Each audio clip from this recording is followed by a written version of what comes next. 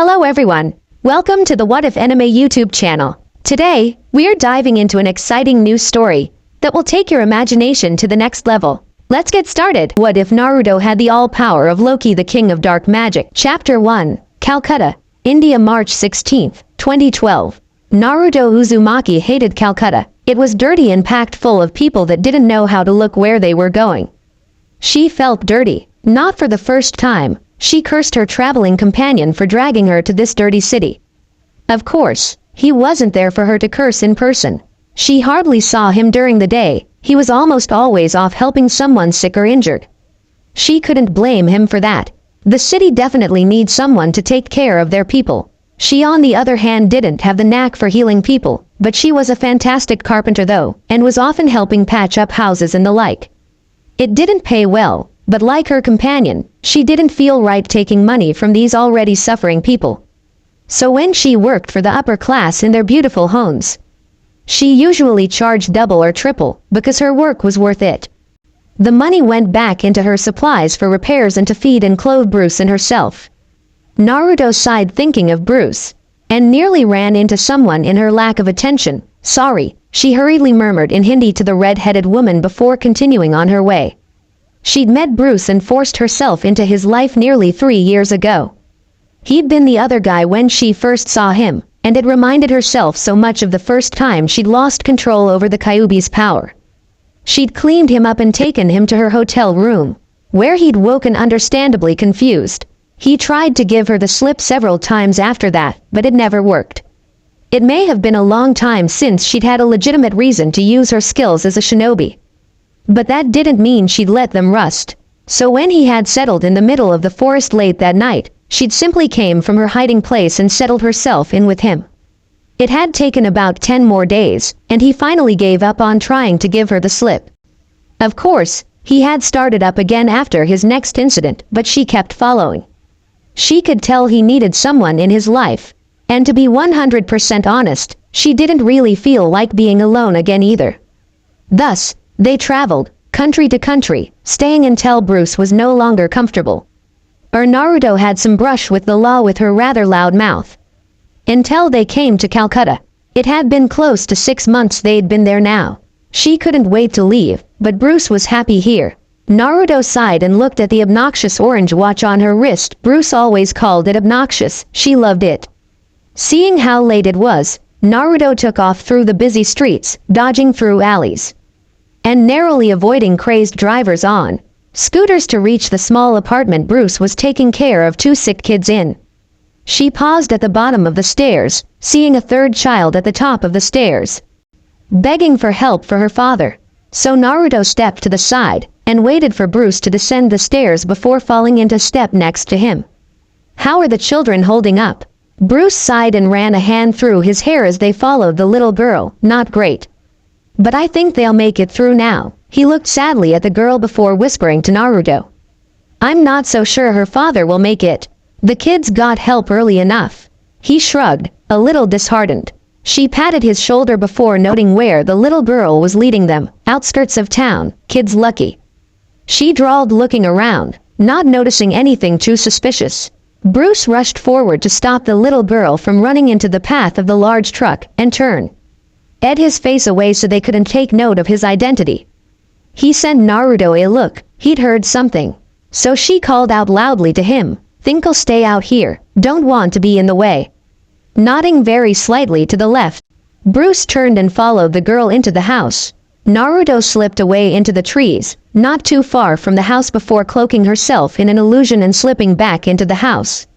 Bruce was leaned up against the door frame, looking out of the window that the little girl had just slipped from. Should have gotten paid up front banner, he mutters to himself. You know. Bruce turns around to see a very beautiful red-headed woman speaking, a red shawl wrapped around her shoulders. For someone trying to avoid stress, you certainly picked the right place to settle.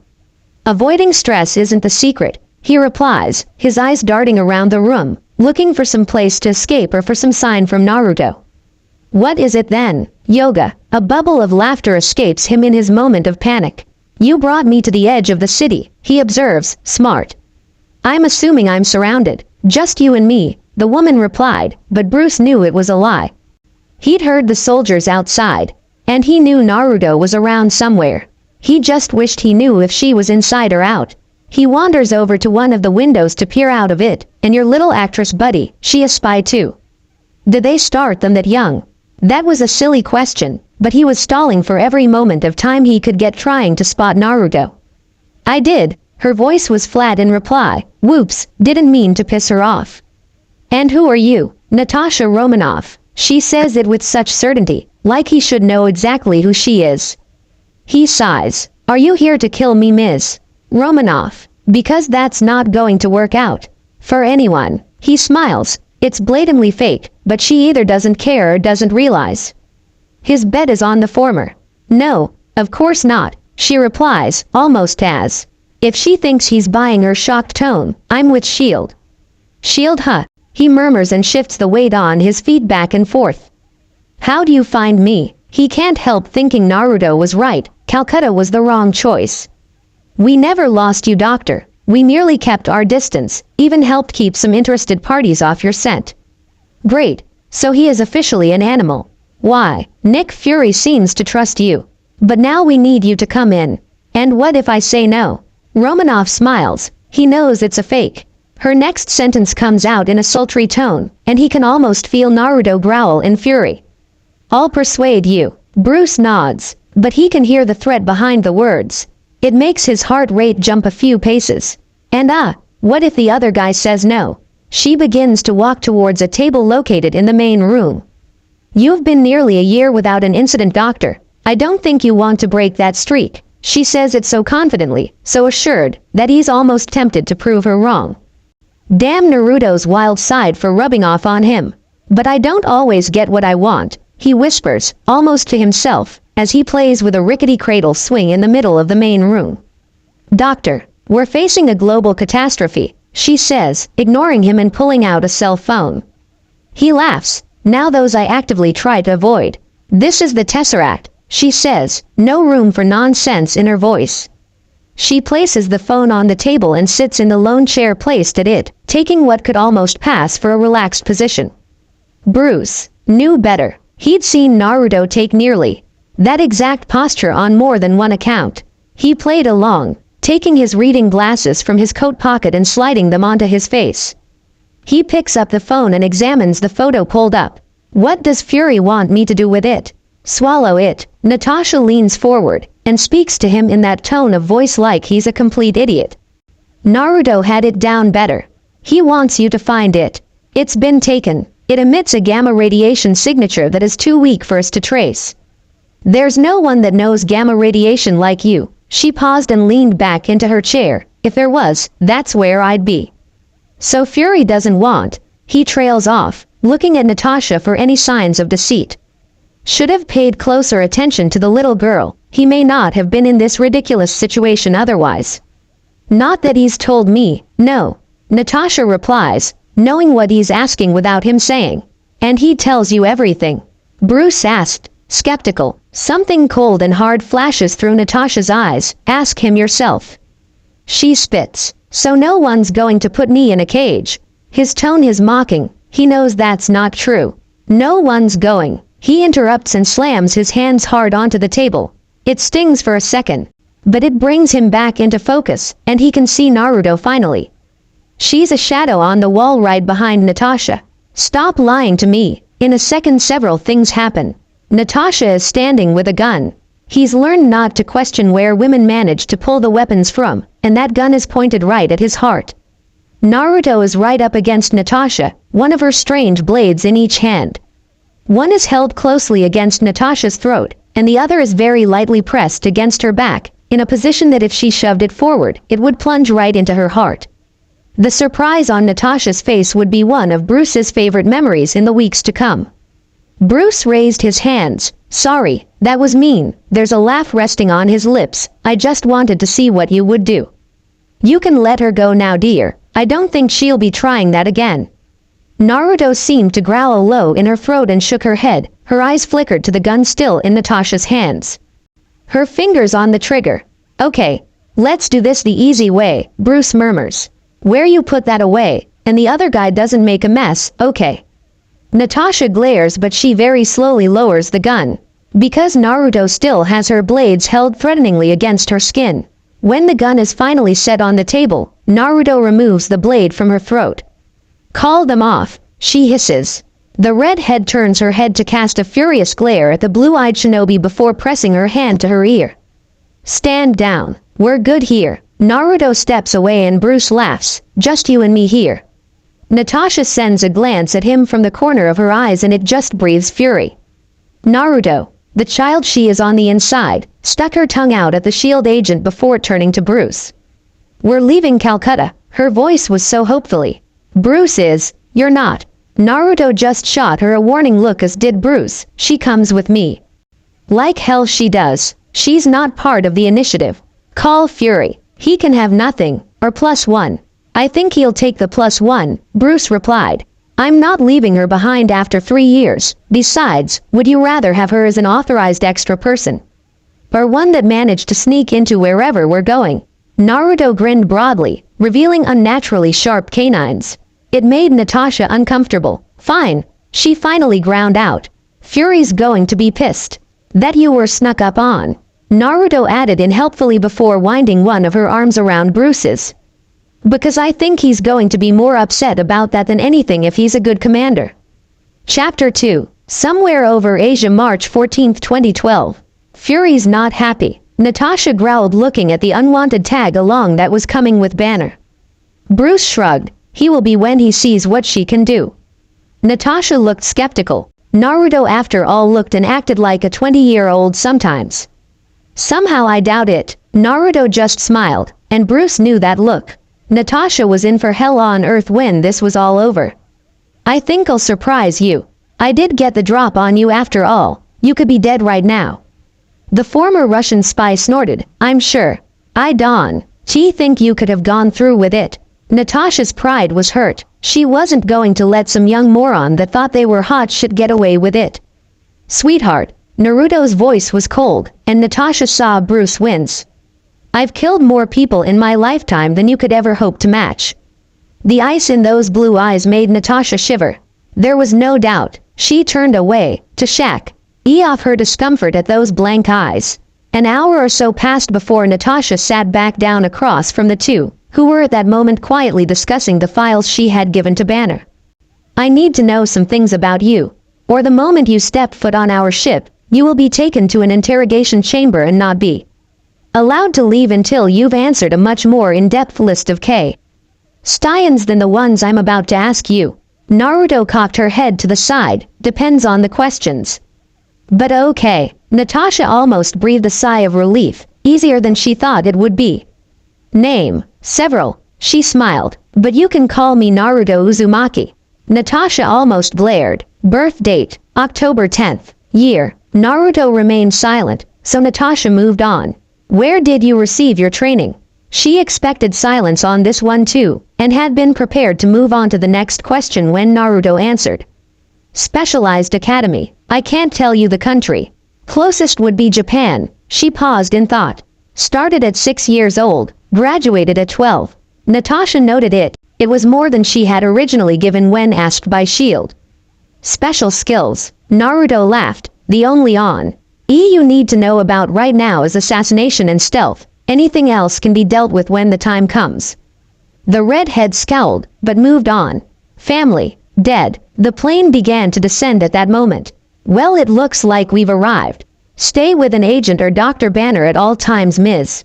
Uzumaki." Naruto nodded and looked at Bruce. He looked nervous as hell. She squeezed his arm comfortingly. Natasha exited the plane first, moving to greet another agent and a rather handsome man who was looking around the ship in some confusion. The agent with Natasha ran off into the tower of the ship, and the red-headed agent led the other man over to Bruce and Naruto. Once he caught sight of Bruce, he strode right past Natasha and extended his hand first to Bruce and then to Naruto. "Dr. Banner, I've heard a lot about you. It's a pleasure to meet you. Word is you can find the cube." Bruce looked over the man. "They told me you'd be here, and is that the word on the ship?" "Is that the only word on the ship?" He looked at Naruto with a grimace. "It's the only word I care about," the captain replied. The blonde woman was looking at him with a small level of confusion. "My apologies, ma'am." "Captain Steve Rogers," he greeted with a smile. She returned the smile. "Naruto Uzumaki." "Pleasure. Are you with S.H.I.E.L.D. as well?" She let out a hearty laugh. "No, I travel with Bruce." She looped an arm through one of Bruce's. "I got to come along because there was no way for Natasha to stop me." Natasha took that moment to step forward. "We may want to get inside, it's going to get a little hard to breathe in a moment." Quote, "Is this a submarine?" Steve asked in amazement, looking over the flight deck in confusion. Bruce scowled. "Really? They want to put me in a submerged, pressurized, metal container." The three newcomers walked to the edge of the ship, staring in amazement at the rotating blades rising up slowly from the water and lifting the ship into the air. Inside the helicarrier command center, Steve was staring. The amount of computers and technology in the room was mind-boggling. Director Fury, situated nearly in the center of the room, was standing at a strange post. As a number of agents around him began reading off numbers, Fury almost grinned. "Let's vanish." More announcements from the agents below, and finally Fury stepped down from his post and walked towards Rogers, who was on his own after Naruto and Bruce had slid off to the side. Without saying a word to Fury as he came up, Steve pulled a $10 bill from his pocket and handed it to Fury, who took it with a smile on his face before moving to Banner. "Doctor, thank you for coming," he said, holding out a hand. Bruce shook it wearily. "Thanks for asking nicely." The sarcasm slipped through his tired voice. "How long will I?" A cough from Naruto interrupted him and he corrected himself. "How long will we be here?" Fury looked at the petite blonde standing close to Bruce. "Until you find the Tesseract. And she'll be here until we find a little more about her." A dangerous grin spread across Naruto's face, revealing the sharp canines to the director. "Careful there, director, you do. NT want to make promises you can't keep." "How exactly am I supposed to find the Tesseract?" Bruce asked before Naruto could cause any more trouble. "Not too far from them." The agent that had original L.Y. arrived with Steve answered the question. "We are sweeping every mobile accessible device for traces of activity." From her place at a computer, Natasha replied, "Even then, we may not find them soon enough." At that point, Bruce shifted into his scientist mode, and Naruto stepped over to Rogers. At least he was on her tech level. After listing off the items that he would need, Bruce removed his coat and rolled up his sleeves. "Do you have somewhere that I can work on all of this?" Fury nodded. "Agent Romanoff, would you show drive Banner to his laboratory, please?" Natasha nodded and waved Bruce to follow her. Naruto followed quickly after. She just needed to know where he'd be working. She wouldn't stay. It was no place for her. "You'll love it, Doc. It's got all the toys." After showing Bruce to the lab, Naruto and Natasha returned to the main area of the helicarrier and Naruto resumed her place next to Steve Rogers. "So how did you meet Dr. Banner?" he asked. The woman couldn't be much older than 20. And from the file he'd read, S.H.I.E.L.D. actually had no record of the woman traveling with Banner. "Ah," she scratched the back of her head in an awkward gesture. "Funny story actually. I was down in South America and saw him at the tail end of one of his transformations." "And you still decided to travel with him?" "Well, yay." Naruto looked at Steve with those expressive blue eyes. And he could see the irritation in them. He's not the only one who's burdened with something they don't like and didn't want. And even if he was, no one deserves to be alone. Steve nodded. "I just think it's unusual that someone as young as you would travel like that." Naruto laughed. "I'm quite a bit older than I look, Captain. Besides, I'm persistent. I can't tell you the number of times Bruce tried to give me the slip. But I always found him." She winked at him. "There's no one I can't find if I set my mind to it." Steve nodded, and moved to speak again when a shout came up from the group of agents. "I've got a 63% match." Fury moved towards the agent. "Wait, cross-analysis says 79%, sir. We've got a match on one of our targets." Fury turned to Steve. "You're up, Cap." He nodded, and turned to say goodbye to his fellow blonde, but saw her quickly moving down the hallway towards the laboratory that Bruce was in. He shrugged and left to suit up. She found Bruce and that Agent T had been originally with the captain alone in the lab. Naruto came up quickly behind Bruce and tapped him lightly on the shoulder so that he whirled around. He hated it when she snuck up on him, but sometimes she really couldn't help it. They've found their target. I'm going with them to apprehend them, she whispered, trying to make it so the agent in the room couldn't hear her. Bruce nodded. Okay, be careful. The blonde smiled at him. You know better. He sighed. Yay, I do. Naruto stood on her tiptoes and pressed a quick kiss to Bruce's lips before running out with a smile on her face. I wasn't aware the two of you were together.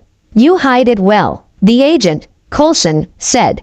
Bruce shrugged. My idea. She doesn't like it. But the less people know, the less they can use it against me. Coulson nodded, and Bruce got back to programming his search. When Naruto appeared on the enclosed flight deck in a tight black bodysuit with some sort of weird, bone-white armor covering her chest, and matching bracers on her legs and bare arms, Steve was surprised. When she pulled a painted porcelain mask off her hip and slid it onto her face, Steve was amazed. You're not coming too, are you? Natasha's voice was resigned as she looked at the blonde. The only reply was nod, until she slid the mask up her face. I'm a little rusty. Could use a fight that isn't against Bruce or the other guy for once. Disbelief shone on their faces, but Naruto just laughed. Well, come on, let's get going. They were headed to Stuttgart, Germany. Even on the incredibly fast jet, it was going to take them about an hour to get there from their current position. What kind of material is your chest plate? Steve voiced, not long after takeoff. Naruto hummed, it is demon bone. It is stronger than 90% of metals here on Earth. Steve and Natasha stared at her. Demon bone. Naruto smiled at Natasha. There are other realms. Sometimes items from those realms get left behind. I'll just say that this armor is very old and well taken care of. Let's leave it at that, shall we? The red-headed agent shifted uncomfortably. Steve was still staring. So, Cap, Naruto waved her hand in front of his face. Trying to distract him, it worked. His concentration broken, he glanced up at his fellow blonde. How are you adjusting to all of this? Steve shrugged. Fine, I don't have much of a choice. It's hard knowing everyone I used to know is dead, or very old. He paused, but I'm doing it. Naruto nodded in understanding, and the weird thing for Steve was that he felt like she really did. With the revelation about her armor, it made him uncomfortable. They sat in silence for a while, and when Naruto turned to look out one of the glass panels on the jet, Steve caught sight of the black swirl inked onto her arm. It was strange. I'm worried I'll regret this question, he started off slowly. But what does the tattoo on your arm mean? Blue eyes snapped over to Steve, and then down to her arm. Oh, it was soft. I meant to wrap that up. Oh well, she sighed. It's representative of my rank back where I came from. I was Anbu commander. Anbu. Steve said it carefully, the word unfamiliar on his tongue. Highest level of soldier next to the leader of our villages. I was in charge of the entire force. We only took the most dangerous level of missions, considered suicide missions by essentially every level. We also did the important reconnaissance. Specialty was assassination, stealth, and information gathering. Naruto could see Natasha listening in on the conversation. This was the kind of stuff she needed to report on. Information gathering, as I said, reconnaissance, but sometimes other methods. If we captured an enemy, for example, she trailed off. She knew Rogers would understand what she was saying. He looked away. It reminded him of saving Bucky from his time with Hydra. We're nearly there. Prepare for departure. Naruto and Steve stood from their seats. There was a feed from where Loki was terrorizing a crowd of people, lecturing them on how they should be respecting him and kneeling before him. When he looked over, he saw a sadness in Naruto's eyes, directed at Loki. He was about to ask what was going on when he saw the old man stand before Loki. He knew what would happen, so he jumped, targeting himself to land in front of the man, just in time to stop the beam from Loki's scepter. Naruto followed the captain out of the plane, using chakra to soften her landing. She watched Steve and Loki exchange words, Loki laughing. The jet descended into view, and Natasha's voice rang out over the PA system. Loki, hood down the scepter. Loki let out a maniacal laugh and shot a beam of energy at the jet, which swerved to the side to avoid it. The captain took that moment to launch his attack, throwing his shield towards Loki, only for it to be deflected back into a statue. He leapt into hand attack, throwing punches and kicks at the Asgardian. While ducking from swipes at the spear, Loki eventually got a good hit on him and pressed his spear into the top of Steve's head. "Kneel," he hissed. Before the captain could move the spear, Naruto appeared, her face covered by the porcelain mask, to rip the spear away. Her fist smashed into Loki's face, sending him flying back into one of the many statues in the courtyard. Loki fought his way back up, and at that moment a loud blast of music came over the PA system in the jet. A beam of energy shot into the freshly stood Loki, and a metal suit landed before the captain and Naruto. Its head turned to look at the armored shinobi and a confused voice rang out, "Hello, who are you?" It had the tone of a rhetorical question. Naruto didn't bother to answer, so the robot turned back to Loki. "Well, hello Reindeer Games," it said, a plethora of weapons rising from the suit aiming directly at Loki. The Asgardian raised his hands in surrender, his golden armor fading away from his person in a sort of smoke. "Good move," the robot commented. Steve stepped up next to it. "Mr. Stark, Captain, creepy masked person," he answered, because Naruto was now sure it was definitely a person inside of a suit. Naruto stepped forward to take a closer look at Loki, before removing a pair of handcuffs from the pouch on her backside. They didn't look like much, but were engraved with a special sealing array that would give away her identity to Loki the instant they were placed on him.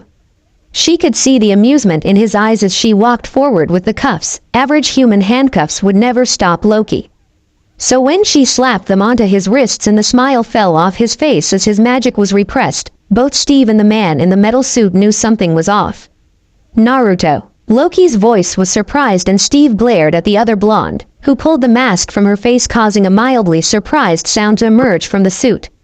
When she looked up, the mask on the suit as raised so she could see the man inside.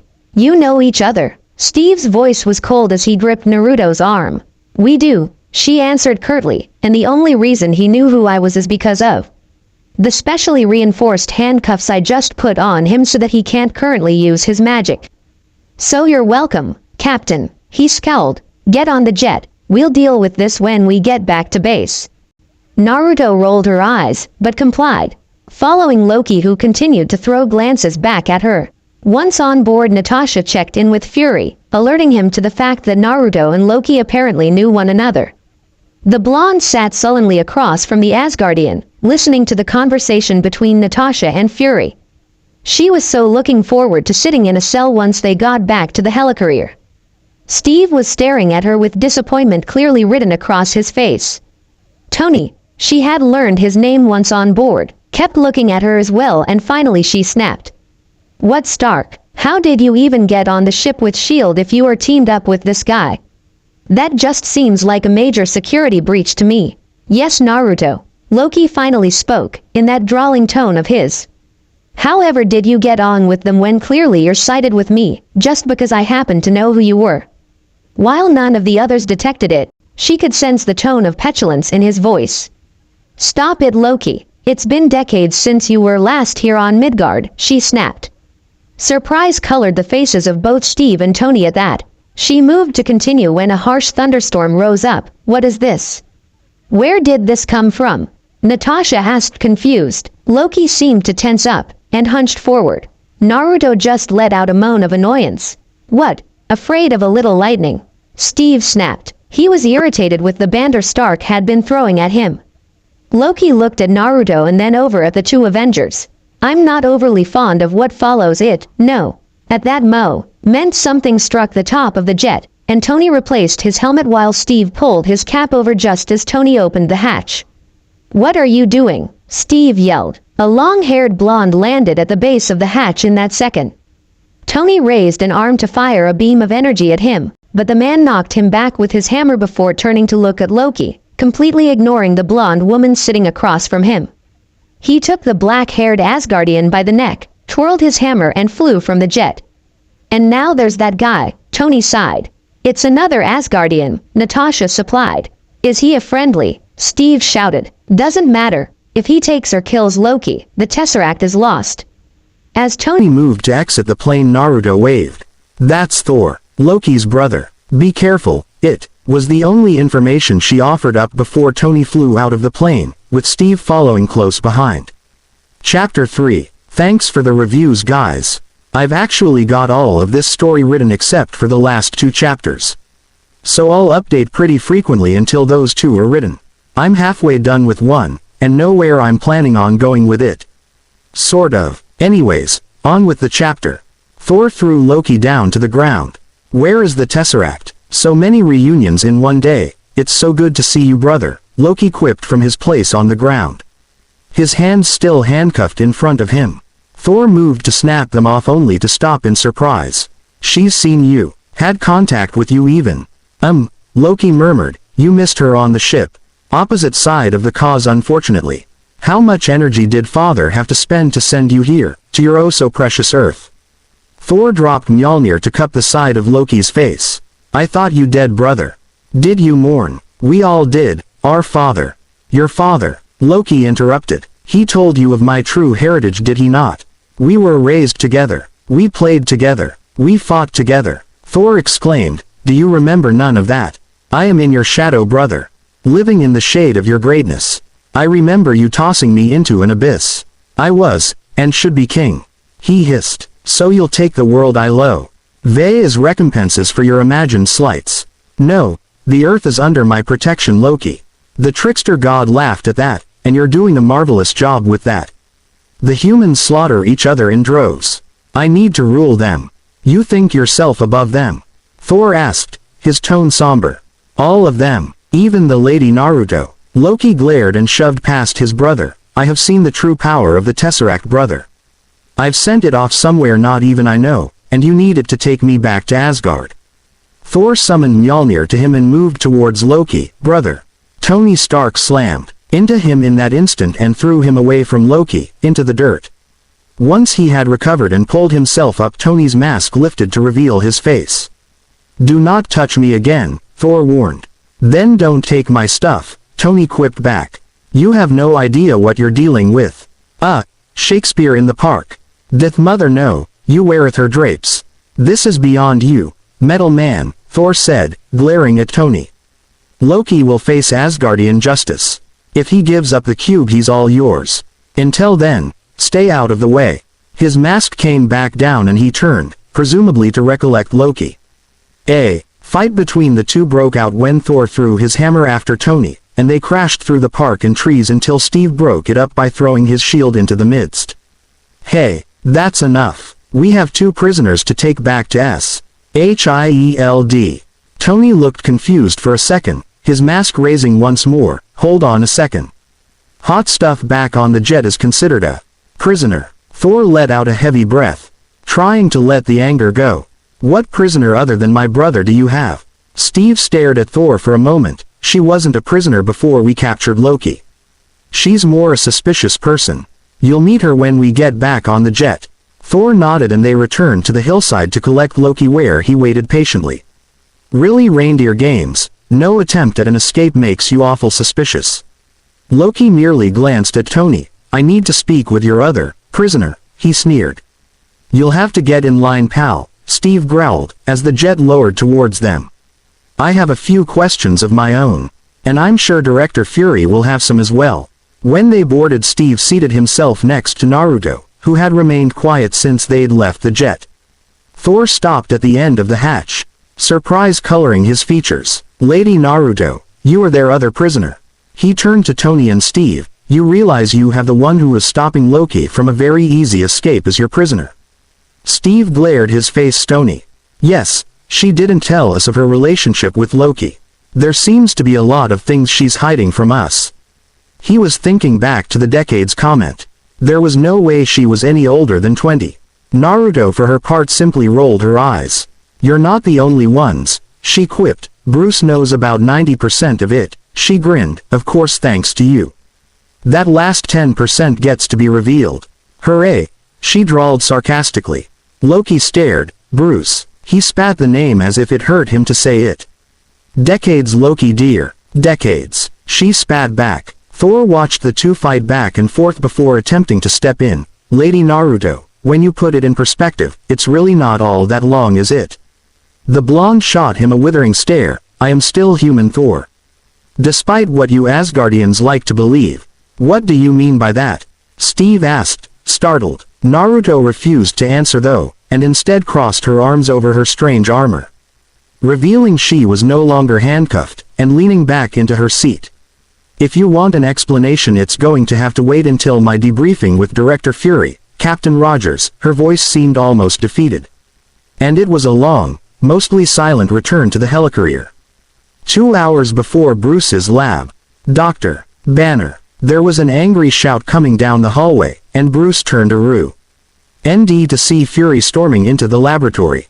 Yes, Director. His voice was exasperated. Your companion, Naruto. You need to tell me everything you know about her, right now. Bruce just stared at him, as if he'd grown a second head. May I ask why, Director? I don't have the tendency of blowing everyone's personal business over the front page. I've been informed by Agent Romanoff that Ms. Uzumaki joined herself and Captain Rogers on the mission to Stuttgart, where she encountered Loki, who revealed he knew exactly who she was, and seemed to be incredibly familiar with her. Fury's face was contorted into one of pure rage. These things didn't happen under his command. They weren't supposed to. She's been taken into SHIELD custody until we figure out just what the hell is going on. So everything you know, we need to know. Now, quote. Bruce stared, surprised, and then the hurt hit. Fine, what do you need to know? A smile of victory spread across Fury's face as he began to interrogate Bruce. When they landed on the helicarrier, a small troop of guards surrounded Loki and led him forward. A second group surrounded Naruto. They were both lead straight past the lab that Bruce was working in. And as Loki caught sight of him through one of the windows, he froze. A look akin to jealous rage spread across his features. As Bruce stared, none of the guards could get Loki to move forward, until he took a step towards Bruce. And Naruto appeared. That hurt him. She didn't even look at him, but instead barreled into Loki, shoving him forward. Bruce saw a look of genuine pain spread across Loki's features. And he continued walking forward. Naruto paused and looked up at Bruce, an incredibly sad look on her face. Before he could look away, he saw her mouth, "I'm sorry," towards him. The physicist shook his head, trying to shake his guilt off, and when he looked back he saw the broken look on her face as the guards pushed her forward. Loki was locked into a thick glass cage when he finally reached the end of his escort. The door locked, a hiss of air. In case it's unclear, the director stated, if you try to escape, if you so much as scratch that glass. He was fiddling at a computer. Suddenly, the floor beneath the glass cage opened to reveal the drop down. 30,000 feet straight down in a steel trap, Fury boasted, looking at Loki for the first time.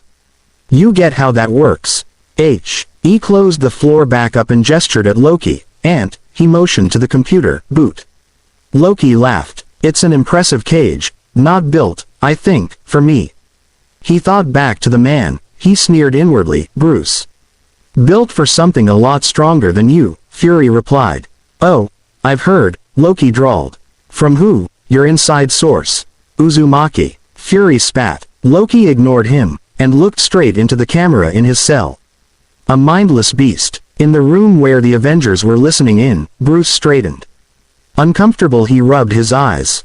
Makes play, he's still a man, Loki went on, his voice soft. How desperate are you? You call on such lost creatures to defend you. How desperate am I? Fury answered. You steal a powerful force, one you can't hope to control. You talk about peace, and you kill for fun. You have made me very desperate, he stated, stepping towards the cage. You might not be glad that you did. Ooh, Loki crooned, it burns you to have come so close. To have the Tesseract, to have power. Loki shifted himself inside of the cage, unlimited power, and for what? A grin spread across his face, to be reminded what real power is. The look on Fury's face was hard, stormy. Then his lip twitched into a smirk, he turned, walking away from the cage. Let me know if real power wants a magazine or something. And he left the room. With the Avengers, he really grows on you, doesn't he? Bruce asked sarcastically. He was still hurt by Naruto's betrayal. Loki's going to drag this out, Steve said. Thor, what's his play? The Asgardian was looking more serious than he had ever seemed before. He has an army, called the Chitauri. They're not of Asgard, or any world known. He turned towards the table. He means to lead them against your people, and they will win him the earth, in return. I suspect, for the Tesseract. An army, Steve repeated, from outer space. So he's building another portal. Bruce added, taking the glasses from his face. That's what he needs Eric Selvig for. Quote, Selvig, Thor asked. He's an astrophysicist. He's a friend. Loki has him under some kind of spell, Natasha spoke up, along with one of ours. She shifted uncomfortably at that. I want to know why Loki let us take him. He's not leading an army from here. Steve observed. I don't think we should be focusing on Loki. Bruce interrupted. That guy's brain is a bag full of cats. You can smell the crazy on him. Have a care how you speak, Thor growled. Loki is beyond reason, but he is of Asgard, and he is my brother. He killed 80 people in 2 days, Natasha supplied.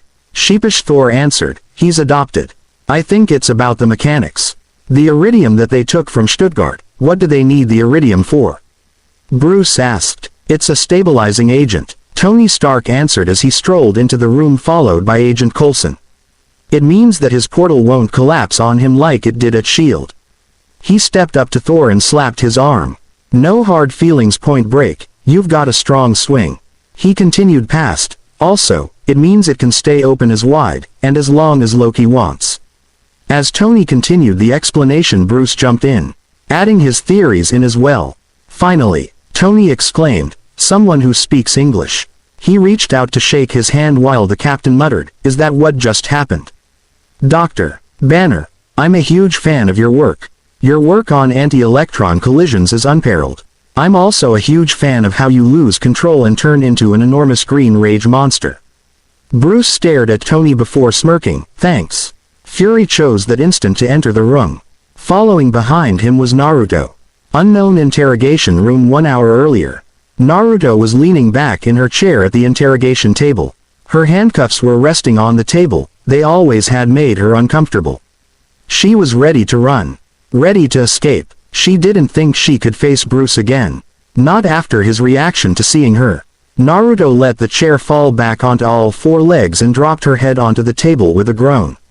Naruto Uzumaki. Anbu agent from the elemental country of fire, village of the leaf.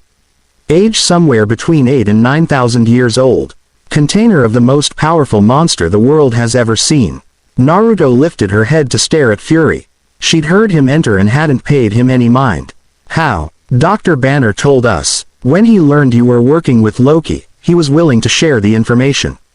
Cold betrayal flashed through the blonde's eyes, and to Fury, it was rather telling. What do you want from me if Brew? She paused, took a deep breath, if Banner has told you everything about me. Fury leaned forward, I need to know your relationship with Loki. Though, Art tells me that those handcuffs that we took off him were specially designed by you to suppress Loki's magic. Naruto laughed, you idiots took the cuffs off. And Loki is still here. You really are stupider than I thought, Director. Fury scowled. Answer the question. I'm his wife. Chapter 4. And skeptical smiley face. Okay, so I've read some of the reviews, scratch that, I've read all of them. And I know I've really rushed the story a bit. I'm sorry about that. I had the muse take me that day and I just started pounding the story out. It actually started off as a really long one-shot. With that said, I will probably go back and clean up some of these chapters, make Naruto a little more wary and stuff like that. The reason why I did it the way I did has a little to do with the age I've set her at, which I'm pretty sure I tell you in this story. I don't know. It's been a few weeks since I started writing this, and it's been a bit since I actually read this particular chapter. So, here you go. Interrogation room. I'm his wife. His wife. Fury exclaimed. If you're his wife, what the hell are you doing with Dr. Banner? Naruto snorted. I'm not sure what I was doing with Dr. Banner anymore, Director. But I hadn't seen my dear husband for nearly a century. I may not be totally human anymore, but the urges and personality are still there. I was fucking lonely, she hissed. When I met Bruce, losing control and spiraling in fear. He reminded me of my best friend. Reminded me of myself when I was first learning to control the Kyuubi. The Kyuubi What is that? Look at ancient Japanese folklore. It's about as close to it as it gets. My home country used to be where Japan connected to the main land, but the area was destroyed. You could consider my society like Atlantis. She paused to think. That would actually make a good amount of sense. We were very technologically advanced compared to the rest of the world. Until they started gathering the eight like myself. Then everything fell apart. Fury looked at her. You're off topic. What is the Kyuubi? Naruto laughed. Bruce always said I needed to be on medication for my wandering mind. The Kyuubi is the most powerful demon currently in existence. My armor, she tapped her chest plate, is made from one of his teeth. He was the nine-tailed fox. A sweep of his tails could raise mountains, cause earthquakes and tsunamis. He was a living natural disaster director. And you contain it. Naruto smirked. I am it now. Kurama and myself merged long ago. Back when my home was destroyed. I needed the power to protect my loved ones, and it cost me all of them. She spat bitterly. I saved them, only to lose them later because I was fucking immortal. Fury crossed his hands on the table. How did you meet Loki? I was here when he first came to Earth. Back when the Vikings were still prominent. He and Thor had come to Earth, and power like that isn't something I would miss. Especially in that time period. She sighed wistfully. Thor was much like myself. But Loki reminded me very much of an old friend. He came to visit, alone, several times. We became friends, and when I visited Asgard, we married. I was already several thousand years old at the time. After that, he came less frequently to Earth. I couldn't stay on Asgard. I'm still human after all, no matter how immortal I am. She laughed. It's quite the contradiction, I know. Fury stared. Your powers, what are they? What can you do with them? Naruto held her right hand up, and a ball of blue, twisting and swirling, screaming energy appeared. This was a technique my father developed. It's called the Rasengan. She let the energy fade away. My energy, as you call it, is chakra. Not in the sense that you people know it. Chakra is the mixing of physical and spiritual energies. We can use as much as our body can mix, but eventually we run out. Or we used to. I'm the only one left, and I don't run out. My people were trained at early ages, varying depending on the families. To control our energies, everyone had chakra, but you didn't have to become a soldier. You could live your life how you wanted. But being a shinobi is an honor. Dying young, to protect your village was a privilege. Naruto sighed and leaned back in her chair, staring Fury directly in the eye. Her blue eyes spoke of eons of knowledge, of weariness. The usual progression was to graduate from the academy at age 12 and be put into a team of 3 with a Junin teacher. Our ranks went Genin, a fresh academy graduate, Chunin, team leaders and academy teachers, to Junin. Junin were elite. They protected the village and taught the younger generation. They were the face of the village. What about you? You told Rogers that you were an Anbu. Naruto nodded her head. Anbu were the elite of the elite. But not all of us were Junin. Some were Chunin that were simply too lazy to go through the process of becoming a Junin, but certainly had the potential, or had skills we wanted. We were the assassins, the infiltrators, and the torturers. Naruto took a deep breath. Anbu were also organized in teams, with the Anbu commander in charge of every team. There was only one rank higher than that, and that was our Hokage. The Hokage leads the village, politically and militarily. I was being trained for the position. Once again Fury was staring at her. What happened? Naruto shrugged. War. The fourth great shinobi war killed everyone. Genetic testing ran rampant. Crime skyrocketed. We couldn't keep up. The Jinchuruki, that's what I and the people like me are called, were rounded up. They tore the beasts out of each and every one of us, except for myself and B. We were the strongest Jinchuruki. We had a bond with our Biju, our demons. The others died. B killed himself after the war. He released his Biju, and it destroyed the countries. I led it. Naruto seemed to collapse in on herself.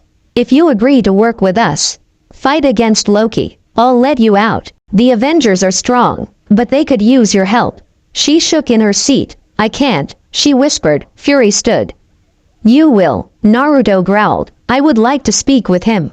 Loki, yes. Fury contemplated it. I'll take you there then. Loki's cell. Fury led the way in. I don't believe I asked for any magazines yet, Loki called mockingly to him from his place seated on the floor. I'm no magazine, Naruto growled, stepping out from behind Fury. He stepped back towards the door, standing just inside.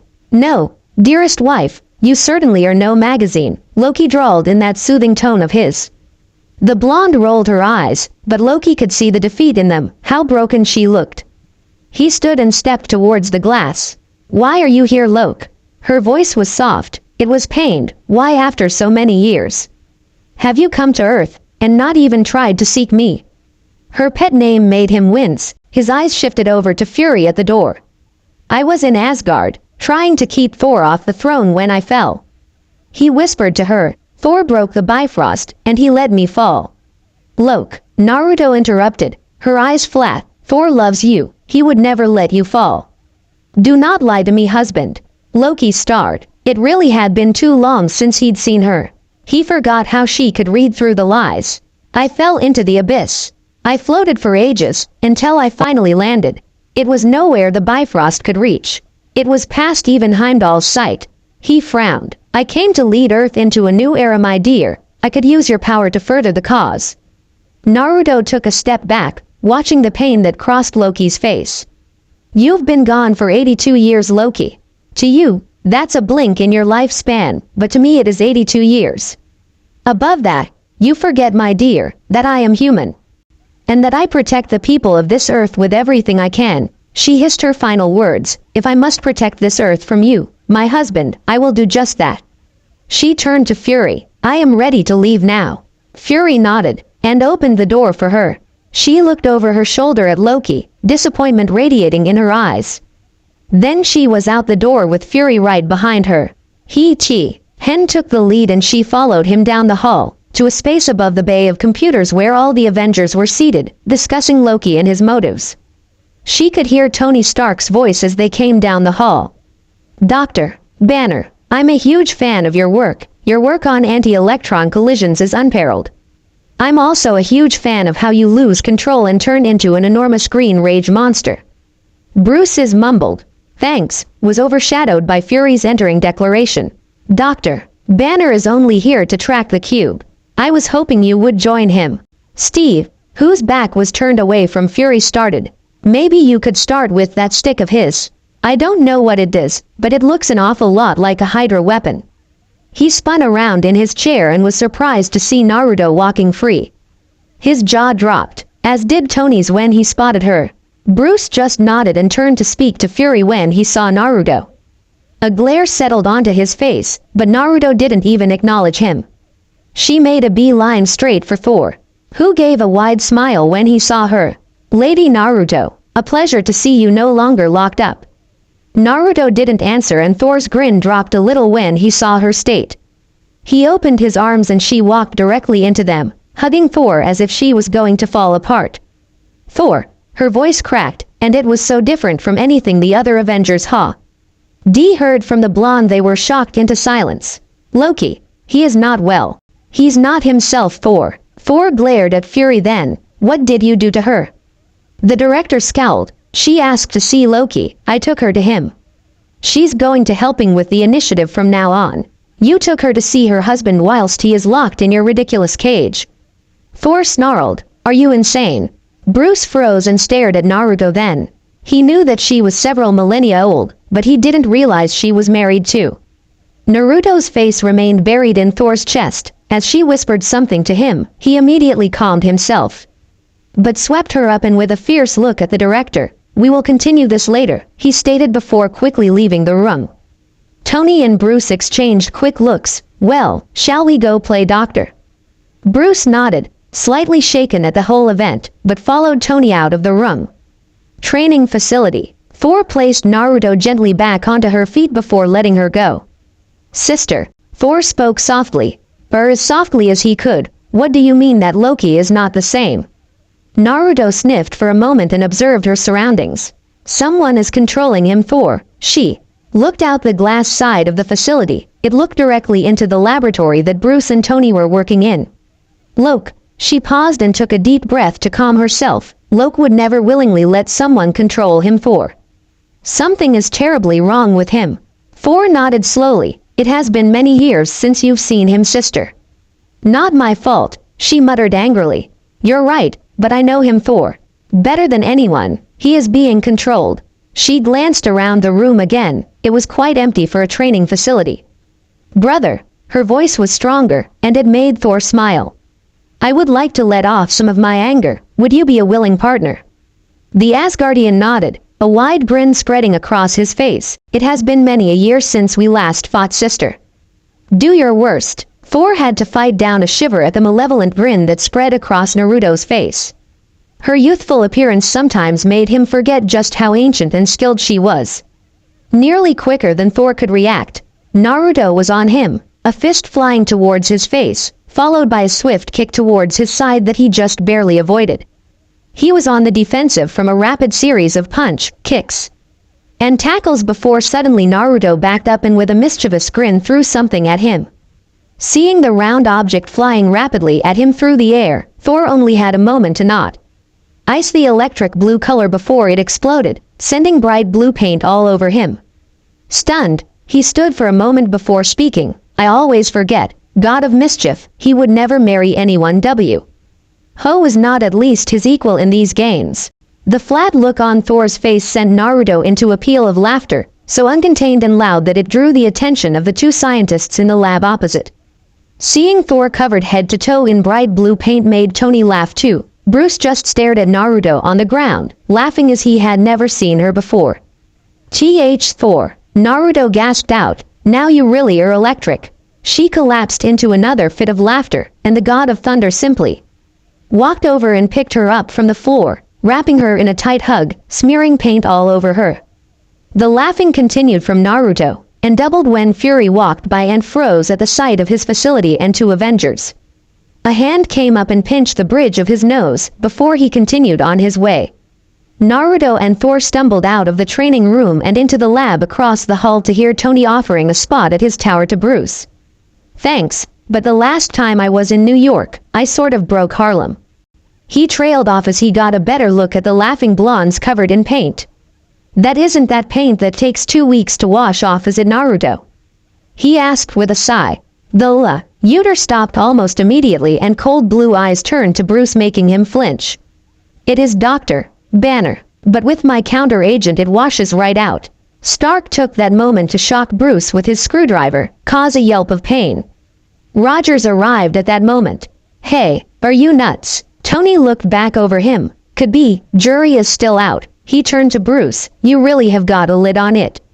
What's your secret? He went on to list several things while Bruce kept his face down so as not to meet Naruto's eyes.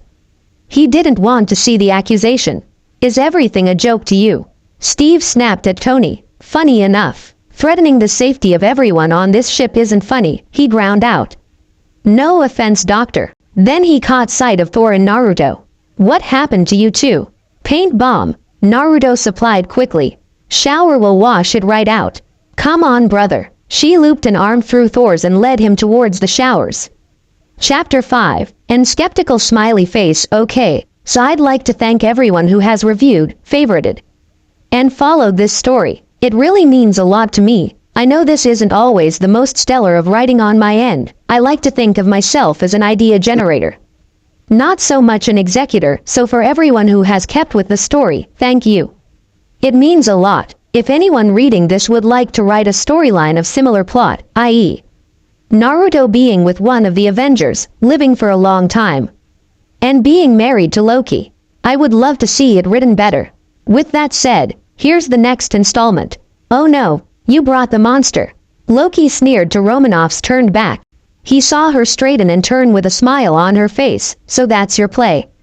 Banner, thank you. She turned away from him. There was a look of shock on his face, as Natasha spoke rapidly into her communicator. Naruto melted out of the shadows then. She'd made one of her more difficult clones when Fury had originally let her go. They were hard to slip into place, but she wasn't a shinobi for nothing. So while the clone left and played a part, Naruto remained, observing Loki. She had watched him and Natasha banter back and forth. She could see what Natasha was doing, though. Loki in his addled state fell for it. So when she left the room, She made her appearance and stepped up to the glass of Loki's cell. She tapped it. Thick glass, she murmured. Loki spun around. What are you doing back here? Never left actually, she drawled. He crossed the cage with 3 long steps. I knew you would stand by me. His lips quirked into a smile. My dearest Naruto. No, Loki. What are you doing, Stark? You're supposed to be locating the Tesseract. Fury snarled as he stormed into the room. They'd detected a virus on the computers. We are. The models locked and we're sifting for a signature now.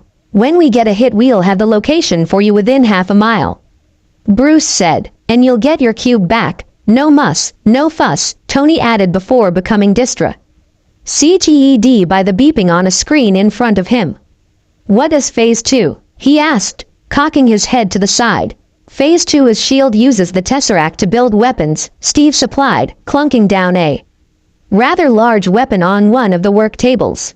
Sorry, he directed at Tony. Computer was moving a little slow for me.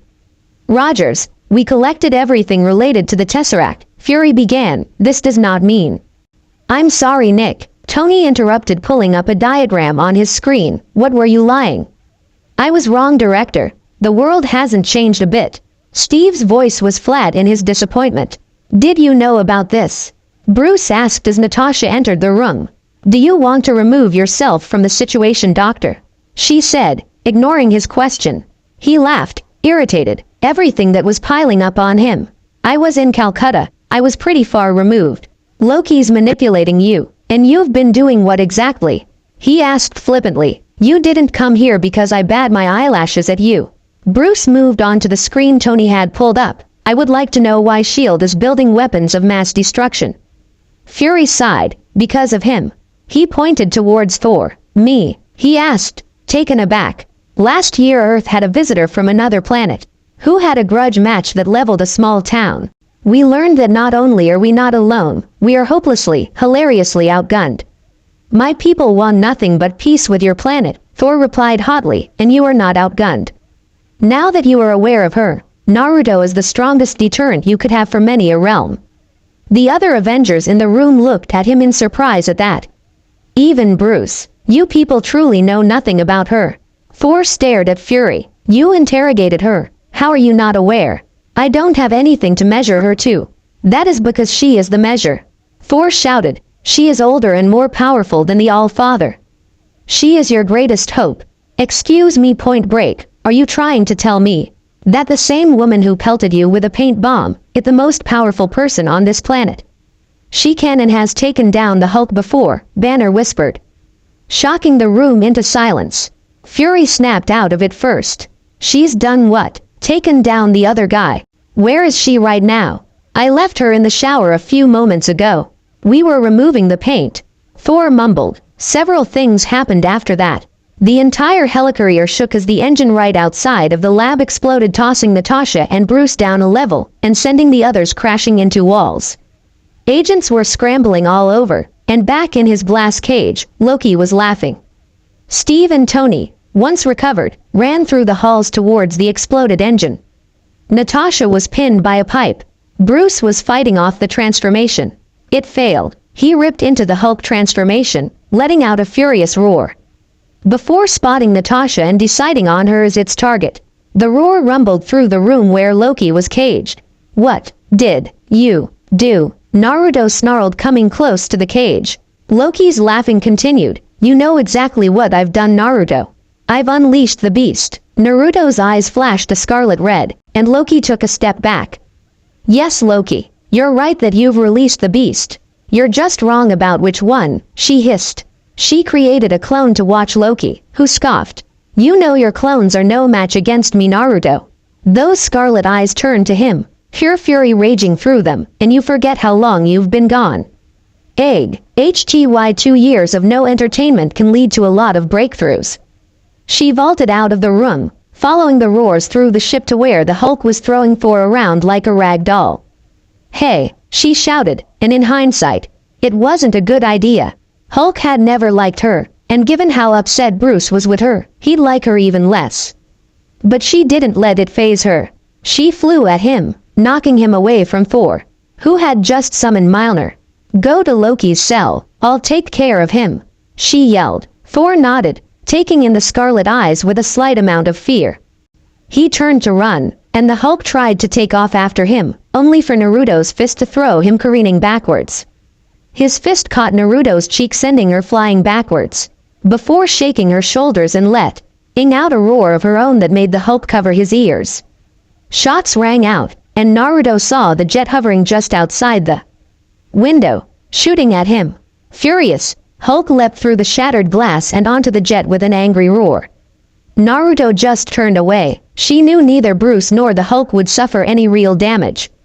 So she returned to the real threat, Loki's cage. Her clone had dispelled itself, alerting her to the fact that Thor was now trapped inside. He'd fallen for one of Loki's illusions. Growling low in her throat, Naruto flew through the hallways before sliding to a stop in front of the open door to Loki's cage. She saw Phil Coulson holding a gun, aimed directly at Loki. She could see confusion and anger written on Thor's face. Loki was, after all, still his brother. The low-key agent had the weapon pointed at turned out to be just another illusion. The real Loki emerged from the shadows and stabbed the agent through the chest, causing him to gasp in pain and Thor to roar in denial. Naruto was there in the next second as Loki pulled the scepter out. She sent him such a burning look that he stuttered for a moment before walking to the computer to release the glass cage Thor was trapped in.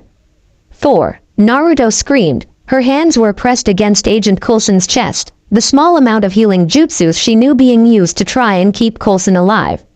Breathe, Coulson, she whispered. You're going to make it through this, as long as you stay awake. The agent nodded weakly, his eyelids fluttering. I mean it, Agent, she growled, pumping more of the healing chakra into the dying agent.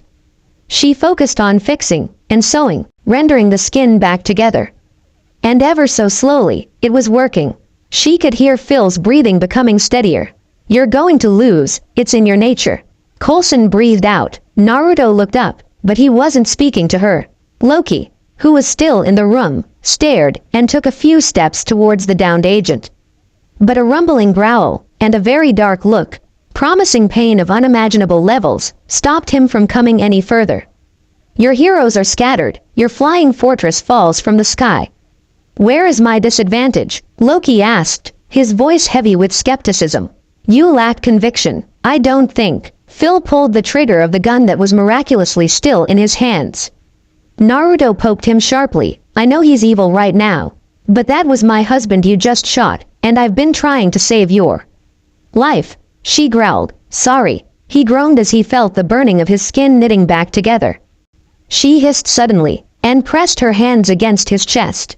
I got the vital stuff fixed, but you're going to have to see a medic still just to make sure I didn't fuck you up too bad. Healing is not my forte. Coulson laughed before coughing. Your lackluster healing was the difference between my life and death. I think I can handle it. Fury came over then and leaned down to look at Coulson. You fixed him. Naruto plopped to the floor next to him and let out a heavy sigh. Yay, as much as I could.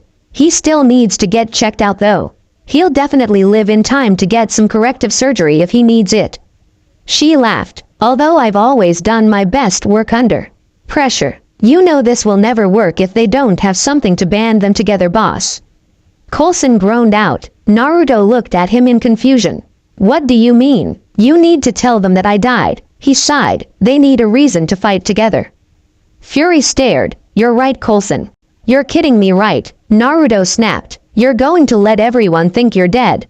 For the greater good. Naruto hissed and stood. Fine. Be that way. Do not ask for my help in the future. A team of medics came forward to take Coulson away, and Fury discreetly gave them their orders to declare Agent Coulson down. Agent Coulson is down, rang out over the earpieces of those still on the helicarrier. The medic team is here, they called it. Naruto backed up. I won't be a part of this. I will not help you cover this up. You tell them whatever the fuck you want, she hissed threateningly. When you figure out where Loki is going to strike, have drive. Banner contact me. I will be there for the fight. After that, if I see hide or hair of you or any of your agents trying to track me down, she let her voice trail off, and her eyes bled back into the scarlet red. Her voice deepened into a terrifying pitch. I will slaughter them. Quote. She whipped around and stalked off. Fury could feel the anger radiating from her. and saw all of his agents give the woman a wide berth. She bumped into Tony and Steve on her way out to the flight deck. "Naruto," Tony called, "is it true? Please tell me it's not true." The blonde woman froze in place, and Tony realized just then how wrong it was to stop the woman who was clearly on a mission. Her face had been downturned, but when she looked up, Steve and Tony both recoiled in shock. The blue eyes that read so earnestly were a furious red and her pupil was slit like an animal's. "Get out of my way, Stark," she snarled, shoving past him, only for Steve to grab her arm. "Wait, let go of my arm right now, Rogers. Or so help me, I will rip your arm from your shoulder." Like he had been burned, Steve released her. The two watched as she looked over the edge of one of many holes torn into the helicarrier. "I'll see you at the final battle," she finally ground out before she simply disappeared in a flash of bright yellow light. And skeptical smiley face, a note about her brutality and OOC. She is an ancient being. She's been around for so long that she's had time to become pretty jaded. I explain it a lot better in one of the next 2 chapters, I can't remember which one, but hold tight. The explanation is coming. If anyone has questions, I'd love to hear about them in a review or a PM and I'd be happy to answer them. Chapter 6. And alright, so here's a sort of explanation. Again, I know the way I'm writing this is pretty rushed, but it's the only way this story is ever going to get out and be completed. I'm still only about halfway through the next chapter, which is bad of me. So after this one it may be a while before the next one comes out. I've been writing another story, and it definitely will not be posted until it's finished, because I get caught up in other ideas and I never finish my stories.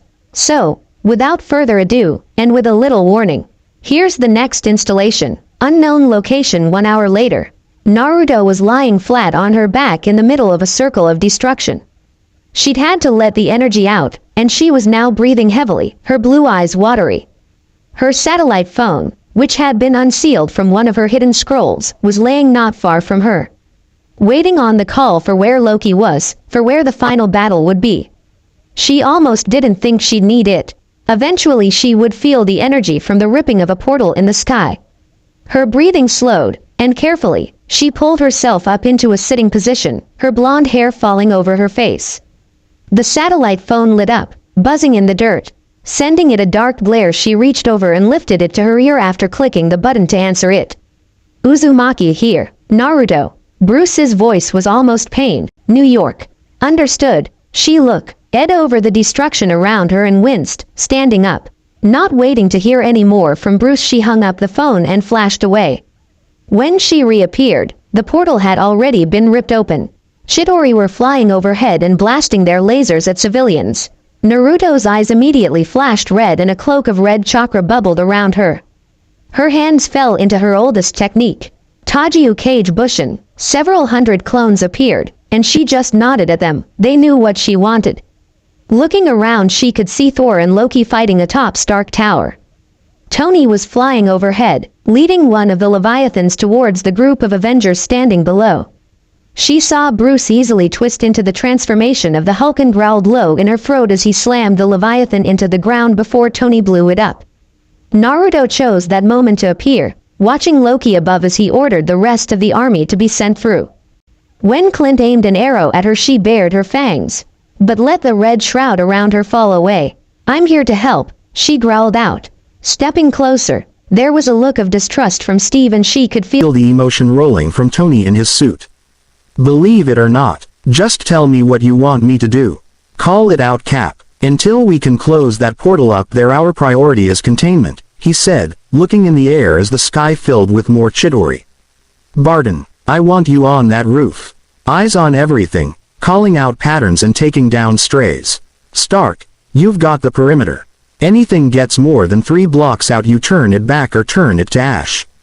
"Give me a lift," Clint asked. Might want to clench up Legolas. Tony never did know how to be serious, but they rocketed up into the sky, Tony depositing Clint on a rooftop before taking off again. "Thor, you gotta try and bottleneck that portal. Slow them down, you've got the lightning. Light the bastards up." Thor nodded his head, spinning his hammer before taking off into the sky. "We'll stay on the ground," he spoke directly to Naruto and Natasha. "We'll keep the fighting here. Naruto rolled her eyes, but nodded. And Hulk. The green behemoth spun around. Smash. A giant grin spread across its face. It raised a fist as if to strike Naruto. She hissed at him. The Chidori. Hulk growled before leaping up to one of the buildings and ripping one of the Chidori away. Lightning screamed above them in the sky, and the three looked up to see Thor driving some of the army back into the portal with his lightning. As a group of Chidori flew towards Naruto reformed her favorite hand sign, and a small army of clones popped into existence around her before shooting off. Over her shoulder she shot Captain Rogers a look before leaping into the air. Uzumaki. Yes. A chorus of replies came from the clones fighting. One broke off. If you have anything you need to relay to her, let any of us know and it'll get back to her. Steve stared wide-eyed. This was something way beyond him. Stark Tower. Crashing just outside the penthouse after Hawkeye had shot one of his exploding arrows at him, Loki steadily climbed back onto his feet. Only to G.O. crashing back through the window as the Hulk tackled him. The Hulk moved slowly, but definitely agitated towards Loki, who stood with a scream.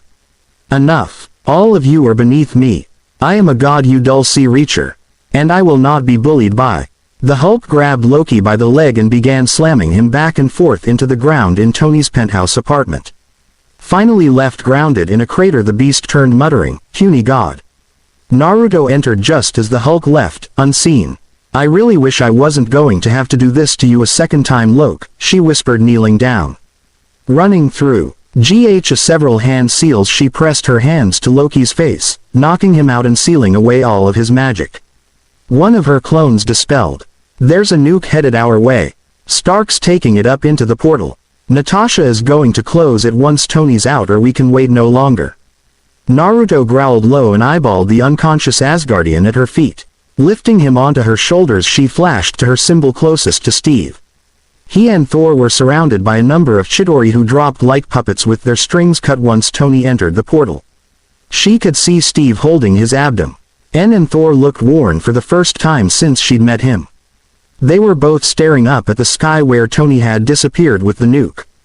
Come on, Stark. They still couldn't see anything, so Steve made the call. Pressing his hand to his ear, close it.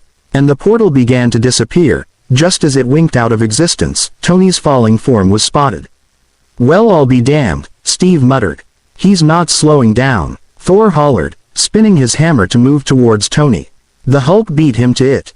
They crash-landed and one of them, Naruto couldn't remember who, ripped the mask from Tony's suit. He didn't seem to be breathing. The group looked over him in silent shock for a moment before the Hulk let out a furious roar. Tony jerked up in surprise. What the hell? He shouted, looking around as the Hulk released another yell of celebration. What just happened? Tony asked in disbelief. Please tell me nobody kissed me. He caught sight of Naruto. Nobody but her anyways. Steve leaned back, breathing a heavy sigh of relief.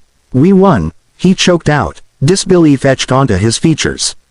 All right, Tony breathed, laying his head back on the ground. Yay, let's just not come in tomorrow, guys. Just take a day. Have you ever tried shawarma? He asked. Steve and Naruto let out a laugh. There's a shawarma joint 2 blocks from here. I don't know what it is, but I want to try it. We're not finished yet, Thor replied. Then shawarma after. Another bubble of laughter escaped Naruto.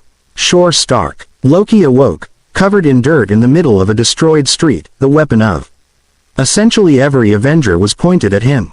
He raised his hands, looking at Naruto as he felt the lack of his magic flowing through his veins. If it's all the same to you, I'll have that drink now. A glare met his words.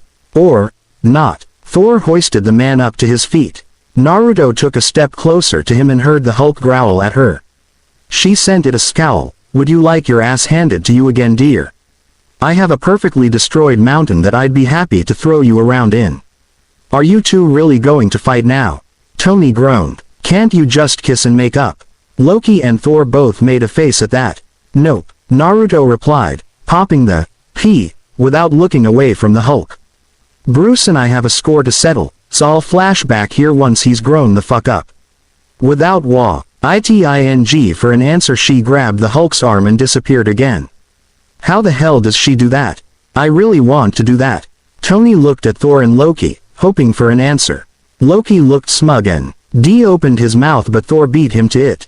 Her father's technique, she uses a combination of her energy and a special seal array to transport herself. It is, he paused and shivered, very disorienting. Destroyed mountain top. Naruto released the Hulk, who shook off the after effects of the teleportation in a matter of seconds. He roared at Naruto, who stood still on the mountain top. Her eyes clear blue and full of emotion beyond the Hulk's ability to understand. She let the wind whip through her hair, pulling it from the braid she'd worn throughout the battle. You want to fight, big guy? Well, come on then. Give me everything you've got. A smirk spread across the green giant's face as it lifted a fist and punched her across the valley where an entire mountain used to be. It continued like that. She never lifted her hand to him, except to dodge or keep her neck from snapping. After throwing her around for about 30 minutes, the Hulk grew bored and lifted her by the throat, growling right in her face. Try it, she hissed with the little air she had. If anyone could kill me, it'd be you. The Hulk's hand tightened before dropping her to the ground and turning away. Stupid girl. Collapsed against the stone and rubble of their fight, Naruto laughed hysterically. Only stupid for loving you. The Hulk had shrunk away back to Bruce, who, while disoriented, knew what had happened. I never thought you'd meet Loki, Naruto breathed, watching the clouds above her float peacefully by. If I had any notion that you would, I never would have started anything with you. Or I would have at least told you about him. Quote, you married a monster, Naruto.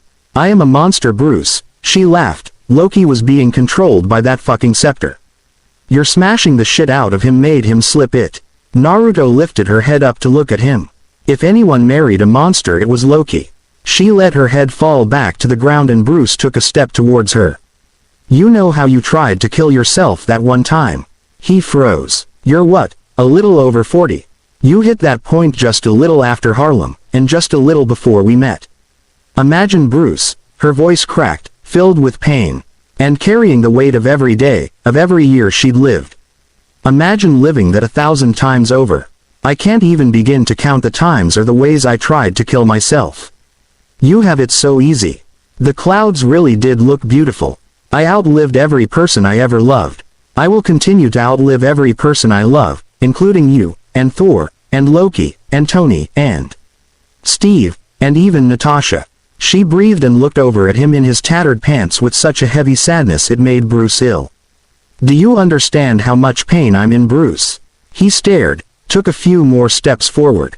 He'd known in theory, that she would outlive him, that she'd lived for 9,000 years and that her existence wasn't about to stop anytime soon. But it had never truly hit him how much it must hurt her to love someone with as feeble an existence as his. He hit his knees next to her.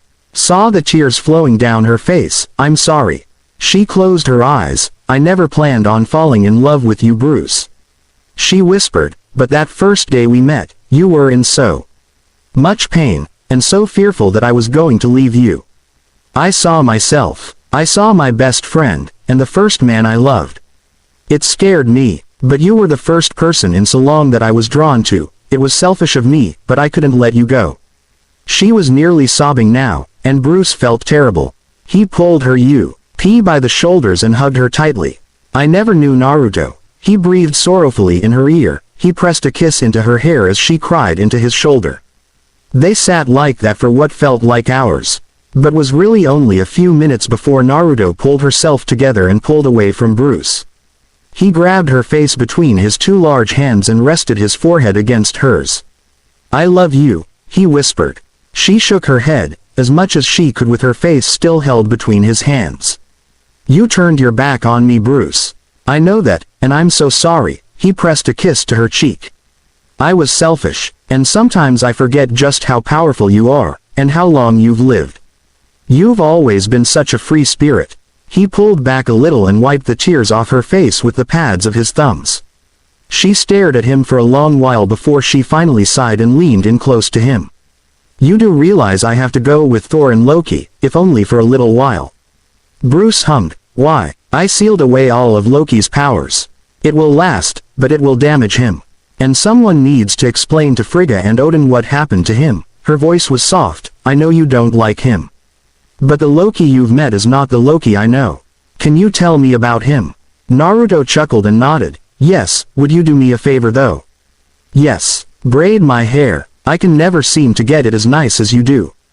Bruce chuckled. Okay. He kissed her lips once, chastely, before she turned away and he began threading his fingers through her hair. Loki, when I first met him, was an arrogant ass, she began with a light laugh. Thor was no better. I'd been staying with some Vikings then, so I was with the group they first met. I didn't want anything to do with either of them, but they were quite persistent. They could tell that there was something different about me. Thor was more interested in me than Loki was on the surface. However, he didn't capture my attention like Loki did. I was a serious prankster in my youth, and still am, as you've seen. Well, she paused and Bruce could feel the smile on her face as he worked his way through the tangle that was her hair. Loki managed to prank me. I'm still not sure exactly how he managed to do it, but he managed to fool me into beating the shit out of Thor for an imagined slight. We had a small war after that, and when Thor left, Loki stayed behind. He didn't get the title of wordsmith for nothing. She paused, thinking. We had a great many of adventures to share with each other, so we would talk for many nights about trivial things that happened in our lives. And for the first time in such a long time, I didn't feel alone. Bruce let his fingers slide through the blonde locks, removing the final tangle. He pet his arms around her for a moment while she thought before moving back to his task. Of course, he had to go back to Asgard eventually, and it was a decade or so before I saw him again. But when he came back, he came straight to me. He spent an entire year here with me. I took him to my favorite places in the world. Mountaintops and hidden falls, deep caverns, and even the place that used to be my home. Naruto chuckled. It astounded him. He loved the beauty that was my home. I put the earth into a new light for him. And when he returned to Asgard, it was only for a few weeks before he was back and asking me to marry him. That was the first time I went to Asgard. Bruce nodded, focused on each strand of hair as he moved it. Of course Naruto knew that these kinds of activities kept him calm. The woman pushed forward in her narrative with a shaky voice. I wasn't welcome there. Odin, while old and powerful, was not as old, nor as powerful as I was. It made him incredibly nervous. I tried to make my best impressions. But there was nothing I could do to prove I was no danger to him. She sighed sadly. I couldn't even stay on Asgard for long. Even though I'm immortal, my body is still mostly human. I heal faster than I can truly die, but Asgardian atmosphere does things to me. I proved my worth as Loki's wife, and we wed on Asgard before I returned to Earth. Loki stayed for a year or two before he was called back. Slowly his visits became less frequent. Visitors from other realms brought me news of his trysts with others. Men and women alike. Her voice cracked. But he was the only one I loved. I'd found a few people I came close to, a few I could have even loved, but Loki was my husband, and I hadn't found any worth betraying that bond for. Sometimes a century would go by, sometimes more, before I would see him. And he used his gift as a wordsmith to woo me back to him, even if he only stayed for a few weeks or even days. It would usually tide me over till his next visit. Sometimes, I grew so tired of wandering, so tired of waiting for Loki to seek me out, I would sleep away years.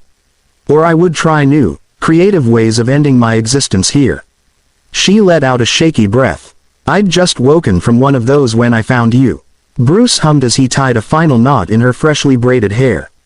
She turned around fully and he caught all the emotion flickering in her eyes. So he kissed her. They tumbled in the dirt, Naruto quickly popping off her bone-plated armor before Bruce began ripping at the rest of her clothes and tossing them off to the side. The tattered rags that covered his legs from the transformation fell apart as Naruto gave one swift tug. They came together in that moment, relieving the remaining tension as their bodies moved together. After, Bruce heard Naruto give an annoyed groan, all that hard work on the braid gone to waste. Bruce buried his face in the blonde's shoulder and laughed. The end. I hope you enjoyed this episode. Remember to subscribe and like this video. See you in the next video.